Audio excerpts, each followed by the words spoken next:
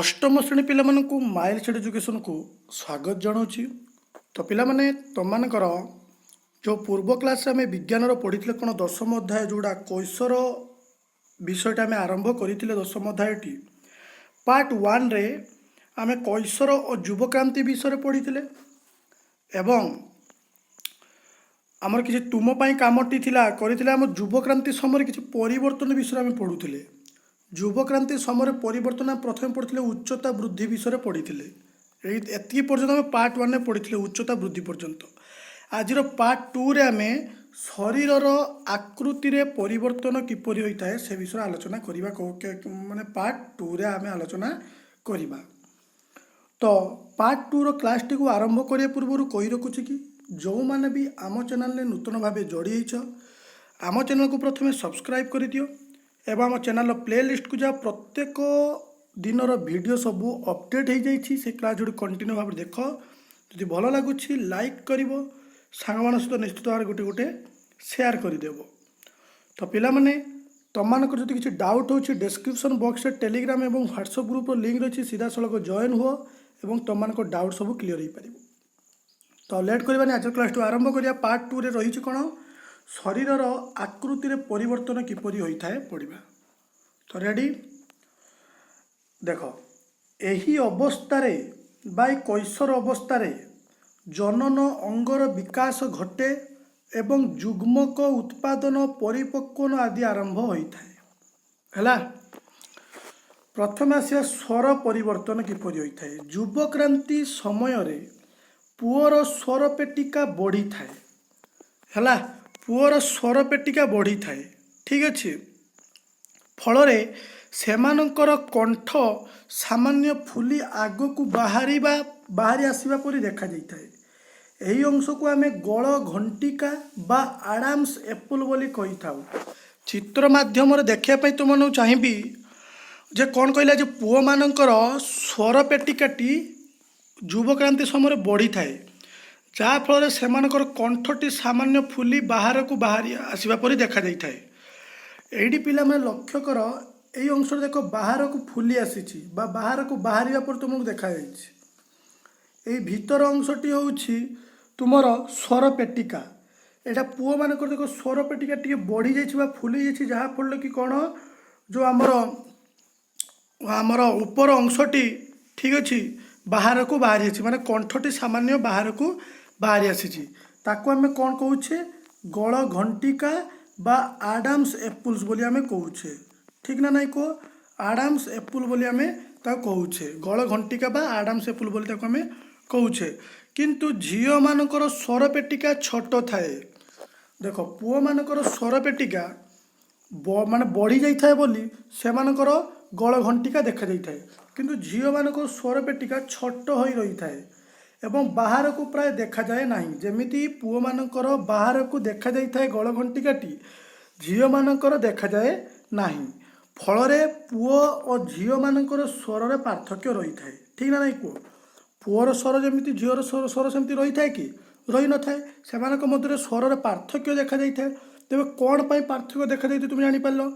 କ'ଣ ପାଇଁ ପାର୍ଥକ୍ୟ ଦେଖାଯାଏ ନା ପୁଅର ଯେଉଁ ଆମର ସ୍ୱର ପେଟିକାଟି ଧୀରେ ଧୀରେ ଯୁବକ୍ରାନ୍ତି ସମୟରେ ତା ବଢ଼ିଥାଏ ଏବଂ ବାହାରକୁ ସାମାନ୍ୟ କଣ୍ଠଟି ସାମାନ୍ୟ ଫୁଲି ଆଗକୁ ବାହାରି ଆସିବା ପରି ଦେଖାଯାଇଥାଏ।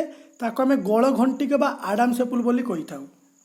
କିନ୍ତୁ ଝିଅମାନଙ୍କର ସ୍ୱର ପେଟିକା ସେଇ ଛୋଟ ହୋଇ ରହିଥାଏ ଏବଂ ବାହାରକୁ ପ୍ରାୟ ଦେଖାଯାଏ ନାହିଁ। ସେଥିଫଳରେ ପୁଅ ଆଉ ଝିଅମାନଙ୍କ ସ୍ୱରରେ କିଛି ପାର୍ଥକ୍ୟ ରହିଥାଏ। ସାଧାରଣତଃ ତୁମେ ଦେଖିଥିବ ପୁଅମାନଙ୍କର ସ୍ୱର କିଛିଟା କର୍କଶ ପରି ହୋଇଥାଏ, ଝିଅମାନଙ୍କର ସ୍ୱର ଦେଖିବ କିଛିଟା ସୁମଧୁର ପରି ହୋଇଥାଏ। ଠିକ୍ ନା ନାଇଁ କୁହ? ହେଲା, କ'ଣ ପାଇଁ ତମେ ଜାଣିପାରିଲ? ହେଲା, ତାପରେ ସ୍ୱେଦ ଗ୍ରନ୍ଥି ଆଉ ସ୍ନେହ ଗ୍ରନ୍ଥିର ବର୍ଦ୍ଧିତ କାର୍ଯ୍ୟ। ସ୍ୱେଦ ଗ୍ରନ୍ଥି ଆଉ ସ୍ନେହ ଗ୍ରନ୍ଥିର ବର୍ଦ୍ଧିତ କାର୍ଯ୍ୟ। ଏହି ଅବସ୍ଥାରେ ବା ଯୁବକ୍ରାନ୍ତି ସମୟରେ ବା ଅବସ୍ଥାରେ ଉଭୟ ସ୍ୱେଦ ଗ୍ରନ୍ଥି ଆଉ ତୈଳ ଗ୍ରନ୍ଥି, ଏହି ସ୍ନେହ ଗ୍ରନ୍ଥିକୁ ଆମେ ତୈଳ ଗ୍ରନ୍ଥି ବୋଲି ବି କହିପାରିବା। ଠିକ୍ ଅଛି, ତୈଳ ଗ୍ରନ୍ଥିରୁ କ୍ଷରଣ ହୋଇଥାଏ। ଠିକ୍ ଅଛି, ଫଳରେ ଅନେକଙ୍କ ମୁହଁରେ ବ୍ରଣ ବାହାରେ। ଦେଖିବ ସେଇ 11 ବର୍ଷରୁ 19 ବର୍ଷ ଭିତରେ ପିଲାମାନଙ୍କ ମୁହଁରେ ବ୍ରଣ ବାହାରିବାର ଦେଖିଥିବ। ଏ ମୁହଁଟି କ'ଣ ତେଲିଆ ତେଲିଆ ପରି ଦେଖାଯାଉଥିବ, ପୁରା ଅଏଲି ଅଏଲି ଦେଖାଯାଉଥିବ।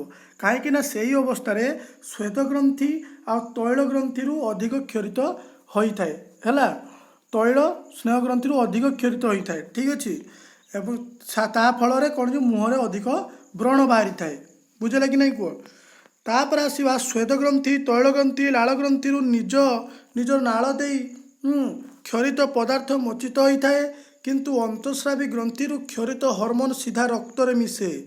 ତେଣୁ ଏଗୁଡ଼ିକୁ ଅନାଳ ଗ୍ରନ୍ଥି ବୋଲି କୁହାଯାଇଥାଏ।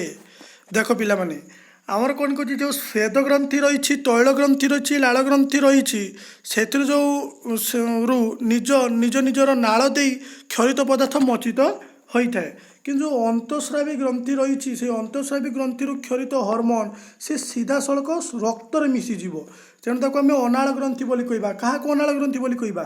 ଅନ୍ତଃସ୍ରାବୀ ଗ୍ରନ୍ଥିକୁ ଅନାଳ ଗ୍ରନ୍ଥି କହିବା। କାହିଁକି ନା ଅନ୍ତଃସ୍ରାବୀ ଗ୍ରନ୍ଥିରୁ କ୍ଷରିତ ହର୍ମୋନ୍ ଗୁଡ଼ିକ ସିଧାସଳଖ ରକ୍ତରେ ମିଶି ଯାଇଥାଏ। ତେଣୁ ଅନ୍ତଃସ୍ରାବୀ ଗ୍ରନ୍ଥିକୁ ଆମେ ଅନାଳ ଗ୍ରନ୍ଥି ବୋଲି କହିବା। ଠିକ୍ ଅଛି ନା ନାହିଁ? ତାପରେ ସେ ମାନସିକ, ବୌଦ୍ଧିକ, ଆବେଗ ପରିପକ୍ୱତା ବିଷୟରେ ପଢ଼ିବା। ଦେଖ, ଏହି ଅବସ୍ଥାରେ କିଶୋର କିଶୋରୀମାନଙ୍କର ଚିନ୍ତନ ମନନ ଶୈଳୀରେ ପରିବର୍ତ୍ତନ ହୋଇଥାଏ। ଠିକ୍ ନା ନାହିଁ କୁହ? କିଶୋରୀମାନଙ୍କର ଯେତେବେଳେ ମାନସିକ, ବୌଦ୍ଧିକ, ଆବେଗ ପରିପକ୍ୱତା ଘଟେ, ତାଙ୍କର ଚିନ୍ତନ ମନନଶୀଳର ପରିବର୍ତ୍ତନ ଘଟିଥାଏ। ଠିକ୍ ଅଛି। ସେମାନେ ସ୍ୱାଧୀନଚେତା ହେବା ସହ ପୂର୍ବାପେକ୍ଷା ଅଧିକ ଆତ୍ମସଚେତନ ହୋଇଥାନ୍ତି। ଠିକ୍ ନା ନାହିଁ? ତ ବୌଦ୍ଧିକ ବିକାଶ ଘଟୁଥିବା ଦୃଷ୍ଟିରୁ ସେମାନେ ଭାବିବାରେ, ଚିନ୍ତା କରିବାରେ ଅଧିକ ସମୟ ବିତାଇଥାନ୍ତି। ତୁମେ ଛୋଟବେଳେ ଯେତିକି ଭାବୁନଥିଲ, ଯେତେବେଳେ ତୁମେ ବଡ଼ ହେଉଛ ବା 11 ବର୍ଷ ତୁମେ ଅତିକ୍ରମ କରୁଛ, ତୁମର ଚିନ୍ତା ଆସୁଛି କି ନାହିଁ? କ'ଣ ଚିନ୍ତା ଆସୁଛି? ଯେ ମୁଁ କେମିତି ଏ ପାଠଟିକୁ ଭଲ ଭାବରେ ପଢ଼ିବି ଏବଂ ପରୀକ୍ଷାରେ ତାକୁ କ'ଣ କରିବି, ରିପ୍ରେଜେଣ୍ଟ କରିବି କେମିତି। ଠିକ୍ ଅଛି। ସେ ବିଷୟରେ ତୁମେ ଭାବୁଛ। କିଛି ସାଙ୍ଗସାଥୀଙ୍କ କଥା ତୁମେ ଭାବୁଛ। କାହିଁକିନା ତୁମର ବ୍ରେନ୍ଟି ବା ମସ୍ତିଷ୍କଟି ବହୁତ ଡେଭଲପମେଣ୍ଟ ହେଇଯାଉଛି। ଠିକ୍ ଅଛି। ବା ଆମର ପରିବର୍ତ୍ତନ ଘଟୁଛି। ତୁମର ଚିନ୍ତାରେ କିଛି ପରିବର୍ତ୍ତନ ଘଟୁଛି, ଭାବିବାରେ କିଛି ପରିବର୍ତ୍ତନ ଘଟୁଛି ଏବଂ ସେହି ଦୃଷ୍ଟିରୁ ତୁମର ଶରୀରର ବିକାଶ ଘଟୁଥିବା ଯୋଗୁଁ ତୁମର ଭାବିବାରେ, ଚିନ୍ତା କରିବାରେ ତୁମେ ଅଧିକ ସମୟ ବିତାଇଥାଅ। ଏହି ସମୟରେ ମସ୍ତିଷ୍କର ସାମର୍ଥ୍ୟ ମଧ୍ୟ ବୃଦ୍ଧି ପାଇଥାଏ। ଠିକ୍ ଅଛି। ଫଳରେ ସେମାନଙ୍କଠାରେ ବିଭିନ୍ନ ବିଷୟରେ ଜାଣିବା, ଶିଖାଇବା ପାଇଁ ଆଗ୍ରହ ବଢ଼ିଥାଏ। ଯେହେତୁ ମସ୍ତିଷ୍କର ସାମର୍ଥ୍ୟ ସେତେବେଳେ ବୃଦ୍ଧି ପାଇଥାଏ ହେଲା, ଯେ କିଶୋର କିଶୋରୀଙ୍କ ଅବସ୍ଥାରେ, ଠିକ୍ ଅଛି, ସେତେବେଳେ ସେମାନଙ୍କ ବିଭିନ୍ନ ବିଷୟରେ ଜାଣିବା ଆଉ ଶିଖିବାର ଆଗ୍ରହ ବଢ଼ିଥାଏ। ବେଳେବେଳେ ଶରୀରର ଓ ମନର ପରିବର୍ତ୍ତନ ସହ ନିଜକୁ ଠିକ୍ ଖାପ ଖୁଆଇ ନପାରି ସେମାନେ ନିଜକୁ ପରିମାଣରେ ଅସୁରକ୍ଷିତ ମନେ କରନ୍ତି। ବେଳେବେଳେ ଲୋକମାନେ ଯେଉଁ ଯୁବପିଢ଼ି ବା ଯୁବକ୍ରାନ୍ତି ସମୟରେ ସେମାନେ ନିଜକୁ ଅସୁରକ୍ଷିତ ବୋଲି ମନେ କରନ୍ତି। କାହିଁକି ନା ନିଜ ଶରୀରର ଆଉ ମନର ପରିବର୍ତ୍ତନ ସହ ନିଜକୁ ସେମାନେ ଖାପ ଖୁଆଇ ପାରିନଥାନ୍ତି। ଠିକ୍ ନା ନାହିଁ କୁହ? ତେଣୁ ସେମାନେ ନିଜକୁ ଅସୁରକ୍ଷିତ ମନେ କରନ୍ତି। ବୁଝିହେଲା? ତେବେ ଏହି ସବୁ ପରିବର୍ତ୍ତନ ସ୍ୱାଭାବିକ ଓ ବୃଦ୍ଧିର ଏକ ଅଂଶବିଶେଷ ହୋଇଥିବାରୁ ଏହିପରି ଭାବେ ଅସୁରକ୍ଷିତ ମନେ କରିବାର କୌଣସି କାରଣ ନାହିଁ। କାରଣ ଏ ପରିବର୍ତ୍ତନଟି ସ୍ୱାଭାବିକ ହୋଇ ରହିବା କଥା। କାହିଁକି ନା ଏହି ସମୟରେ ମାନସିକ, ଶାରୀରିକ ଏବଂ ବୌଦ୍ଧିକ ଆବେଗ ଘଟିଥାଏ, ଯାହାଫଳରେ ଶରୀରରେ ସବୁକିଛି ପରିବର୍ତ୍ତନ ସ୍ୱାଭାବିକ ଭାବେ ହୋଇଥାଏ। ବୃଦ୍ଧିର ଗୋଟେ କିଛି ଅଂଶବିଶେଷ ରହିଥିବା ଯୋଗୁଁ ସେମାନଙ୍କୁ ଅସୁରକ୍ଷିତ ମନେ କରିବାର କୌଣସି ପାର୍ଥକ୍ୟ ରହିବ ନାହିଁ ବା କୌଣସି କାରଣ ରହିବ ନାହିଁ। ତାପରେ ଆସିବା ହରମୋନ୍ର ଭୂମିକା କ'ଣ ରହିଛି। ହରମୋନ୍ର ପ୍ରଭାବରେ କିଶୋର କିଶୋରୀ ମାନଙ୍କଠାରେ ଉପରୋକ୍ତ ପରିବର୍ତ୍ତନମାନ ହୋଇଥାଏ। ଏହା ପୋଷ ଗ୍ରନ୍ଥି ବା ପିଟ୍ୟୁଇଟରି ଦ୍ୱାରା ନିୟନ୍ତ୍ରିତ ହୋଇଥାଏ। ମନେ ରଖ, ମୋଷ୍ଟ ଇମ୍ପୋର୍ଟାଣ୍ଟ କ୍ୱେଶ୍ଚନ୍, ଯେଉଁ ହରମୋନ୍ଟି କାହା ଦ୍ୱାରା ନିୟନ୍ତ୍ରିତ ହୋଇଥାଏ? ପିଟ୍ୟୁଇଟାରି ହେଲା। ପିଟ୍ୟୁଇଟାରି ଗ୍ରନ୍ଥି, ପିଟ୍ୟୁଇଟାରି ଗ୍ଲାଣ୍ଡ ବୋଲି ତାକୁ କୁହାଯାଇଥାଏ ଇଂଲିଶରେ, ବା ପୋଷ ଗ୍ରନ୍ଥି ତାକୁ ବୋଲି କୁହାଯାଇଥାଏ। ଏହା ଦ୍ୱାରା ହରମୋନ୍ ନିୟନ୍ତ୍ରିତ ହୋଇଥାଏ। ମନେ ରଖ, ପୋଷ ଗ୍ରନ୍ଥି ଦ୍ୱାରା এই হরমোনটি নিয়ন্ত্রিত ହୋଇଥାଏ। মনে ରହିଲା? ଇଏ ବି ଗୋଟେ ନୋଟ୍ରେ ତୁମେ ଲେଖିବ। ଠିକ୍ ଅଛି। ତାପରେ ସେ ପୁଷ୍ଟିର ଆବଶ୍ୟକତା ବିଷୟରେ ପଢ଼ିବା। ପୁଷ୍ଟିର ଆବଶ୍ୟକତା ବିଷୟରେ ପଢ଼ିବା। ଦେହ ଓ ମନ ସୁସ୍ଥ ରହିଲେ ସ୍ୱାସ୍ଥ୍ୟ ଭଲ ରହିଥାଏ। ଠିକ୍ ନା ନାହିଁ କୁହ? ଦେହ ଆଉ ତୁମ ମନ ଯଦି ଠିକ୍ ଠାକ୍ ରହିବ, ତୁମ ନିଜର ଶରୀର ମଧ୍ୟ ଭଲ ଭାବରେ ରହିବ। ଠିକ୍ ନା? ତୁମେ ଅଧିକ ଚିନ୍ତା କରିବ, ଅଧିକ ଟେନସନ୍ ରହିବ। ନିଜର ଯେତେ ତୁମେ ଖାଇଲେ, ଯେତେ ତୁମେ ଇଏ କଲେ ବି ତୁମ ସ୍ୱାସ୍ଥ୍ୟର ଅବସ୍ଥା ଠିକ୍ ରହିବ ନାହିଁ। କାହିଁକିନା ମନ ଆଉ ଦେହ ଯଦି ସୁସ୍ଥ ରହିବ, ସ୍ୱାସ୍ଥ୍ୟଟି ଭଲ ରହିବ। ସୁସ୍ଥ ଶରୀର ପାଇଁ ସୁଷମ ଖାଦ୍ୟ ନିହାତି ଭାବରେ ଆବଶ୍ୟକତା ରହିଛି। ଏ କଥା ତୁମେ ପୂର୍ବରୁ ପଢ଼ିଛ। ତୁମେ ଜାଣିଛ ଯେ ସୁସ୍ଥ ଶରୀର ପାଇଁ ସୁଷମ ଖାଦ୍ୟର ଆବଶ୍ୟକତା ନିହାତି ଭାବରେ ରହିଛି। ତା ସହ ଦରକାର ବ୍ୟାୟାମ ଏବଂ ବ୍ୟକ୍ତିଗତ ସ୍ତରରେ ସ୍ୱାସ୍ଥ୍ୟ ରକ୍ଷାର ନୀତି ନିୟମ ପାଳନ କରିବା। କିଶୋର କିଶୋରୀମାନେ ଦ୍ରୁତ ବୃଦ୍ଧି ଘଟୁଥିବାରୁ ସେମାନଙ୍କ ପାଇଁ ଏସବୁର ଅଧିକ ଆବଶ୍ୟକତା ରହିଛି। କାହିଁକିନା କିଶୋର କିଶୋରୀମାନଙ୍କର ଅଭିବୃଦ୍ଧି ବା ଦ୍ରୁତ ଗତିରେ ବଢ଼ି ଚାଲୁଛି। ତେଣୁ ସେମାନଙ୍କର ଏଇ ଯେଉଁ ସୁଷମ ଖାଦ୍ୟ, ବ୍ୟାୟାମ, ବ୍ୟକ୍ତିଗତ ସ୍ତରରେ ସ୍ୱାସ୍ଥ୍ୟ ରକ୍ଷାର ନୀତି ନିୟମ ପାଳନ କରିବା, ଏସବୁର ଗୁରୁତ୍ୱପୂର୍ଣ୍ଣ ବା ଆବଶ୍ୟକତା ରହିଅଛି। ତାପରେ ଆସିବା କୈଶୋରରେ ପୁଷ୍ଟିର ଆବଶ୍ୟକତା। କୈଶୋରରେ ପୁଷ୍ଟିର ଆବଶ୍ୟକତା। ଦ୍ରୁତ ବୃଦ୍ଧି ଓ ବିକାଶ ହେଉଛି କିଶୋରାବସ୍ଥାର ବିଶେଷତ୍ୱ। ତେବେ କିଶୋରାବସ୍ଥାର ବିଶେଷତ୍ୱ କ'ଣ ଅଛି ନା ଦ୍ରୁତ ବୃଦ୍ଧିରେ ସେମାନେ କ'ଣ କରିବେ? କିଶୋରାବସ୍ଥାରେ ବଢ଼ିବେ ଏବଂ ସେମାନଙ୍କର ବିକାଶ ହେବ। ତେଣୁ କିଶୋର କିଶୋରୀମାନେ ନିଜ ଖାଦ୍ୟ ସତର୍କତାର ସହ ନିର୍ଣ୍ଣୟ କରିବା ବିଧେୟ। ହେଲା, ସୁଷମ ଖାଦ୍ୟ ବିଷୟରେ ତୁମକୁ ଆଗରୁ ଧାରଣା ରହିଛି। ହେଲା, ସୁଷମ ଖାଦ୍ୟରେ ପୁଷ୍ଟିସାର ରହିଛି, ସ୍ନେହସାର ରହିଛି, ଶ୍ୱେତସାର ଜାତୀୟ ଖାଦ୍ୟ ରହିଛି, ଭିଟାମିନ୍ ଜାତୀୟ ଖାଦ୍ୟ ରହିଛି। ଏସବୁର ସମଷ୍ଟିରେ ସୁଷମ ଖାଦ୍ୟ ତିଆରି ହୋଇଛି ବା ଗଠିତ ହୋଇଛି। ତେଣୁ ତୁମକୁ ପୁଷ୍ଟିସାର ବି ଖାଇବାକୁ ପଡ଼ିବ, ସ୍ନେହସାର ବି ଖାଇବାକୁ ପଡ଼ିବ, ଶ୍ୱେତସାର ବି ଖାଇବାକୁ ପଡ଼ିବ, ଭିଟାମିନ୍ ବି ଖାଇବାକୁ ପଡ଼ିବ, ତା ସହିତ ଜଳ ବି ତୁମକୁ ପିଇବାକୁ ପଡ଼ିବ। ଠିକ୍ ଅଛି? ତ ଏସବୁର ଆବଶ୍ୟକତା ରହିଛି ଗୋଟିଏ କିଶୋର କିଶୋରୀମାନଙ୍କ ପାଇଁ। କାହିଁକି ନା ଏସବୁର ଆବଶ୍ୟକତା କାହିଁକି ରହିଛି ନା ସେମାନଙ୍କ କିଶୋରାବସ୍ଥାରେ ଦ୍ରୁତ ବୃଦ୍ଧି ଆଉ ବିକାଶ ହୋଇଥାଏ। ତେଣୁ ପୁଷ୍ଟିର ଆବଶ୍ୟକତା ରହିଛି। ରୁଟି ବା ଭାତ ବା ଉଭୟ, ଡାଲି, ପନିପରିବା ଆଦି ଖାଇବା ଉଚିତ। କ୍ଷୀର ଏକ ସୁଷମ ଖାଦ୍ୟ। କ୍ଷୀର ଏକ ସୁଷମ ଖାଦ୍ୟ। ସେହିପରି ମା କ୍ଷୀରରେ ଶିଶୁ ପାଇଁ ଆବଶ୍ୟକ ହେଉଥିବା ସବୁ ପୁଷ୍ଟିକର ଉପାଦାନ ରହିଛି। ତେଣୁ ପିଲା ଜନ୍ମ ହେବା ପରେ ପରେ ମା କ୍ଷୀରର ଆବଶ୍ୟକତା ଶିଶୁ ପାଇଁ ବହୁତ ଆବଶ୍ୟକତା ରହିଛି। କାହିଁକି ନା ଯେତେ ବି ପୁଷ୍ଟିକର ଖାଦ୍ୟ ପିଲା ପାଇଁ ଦରକାର ଅଛି, ମା କ୍ଷୀରରେ ରହିଥାଏ। ଠିକ୍ ଅଛି? ଜନ୍ମ ପରେ ଝରୁଥିବା କଷ କ୍ଷୀର ଶିଶୁ ପାଇଁ ଅତ୍ୟନ୍ତ ଉପାଦେୟ ଅଟେ। ଜନ୍ମ ପରେ ଯେଉଁ ଝରୁଥିବା କଷ କ୍ଷୀର ଶିଶୁ ପାଇଁ ବହୁତ ଉପାଦେୟ ଅଟେ। ଏହାକୁ ନିଗାଡ଼ି ଫୋପାଡ଼ି ଦେବା ବଦଳରେ ଶିଶୁକୁ ଖୁଆଇବା ଆବଶ୍ୟକ। ହେଲା, ଏଇ ଯେଉଁ କଷ କ୍ଷୀରକୁ ଶିଶୁକୁ ଖୁଆଇବା ଆବଶ୍ୟକ ରହିଛି। ଫଳମୂଳରୁ ମଧ୍ୟ ବହୁ ପୁଷ୍ଟିକର ଉପାଦାନ ମିଳିଥାଏ। ତେଣୁ ଆମକୁ ରୁଟି, ଭାତ, ଫଳମୂଳ, କ୍ଷୀର ଏସବୁ ବିଭିନ୍ନ ପ୍ରକାର ଖାଦ୍ୟ ଆମକୁ ଖାଇବା ନିହାତି ଆବଶ୍ୟକ ରହିଛି। ରକ୍ତ ଗଠନ ପାଇଁ ପିଲାମାନେ ଲୌହ ଆବଶ୍ୟକତା ରହିଛି। ପିଲାମାନେ ଶରୀର ରକ୍ତ ଗଠନ ପାଇଁ ଆମକୁ ଲୌହ ଆବଶ୍ୟକତା ରହିଛି। ତେଣୁ ଲୌହଯୁକ୍ତ ଖାଦ୍ୟ ଆମକୁ ଖାଇବା ଦରକାର ଅଛି। ତେବେ ନିଜର କିଶୋର କିଶୋରୀମାନଙ୍କ ସ୍ୱାସ୍ଥ୍ୟ ପାଇଁ ଲୌହଯୁକ୍ତ ଖାଦ୍ୟ ଆମର ଆବଶ୍ୟକତା ରହିଛି। କାହିଁକିନା ରକ୍ତ ଗଠନ ପାଇଁ।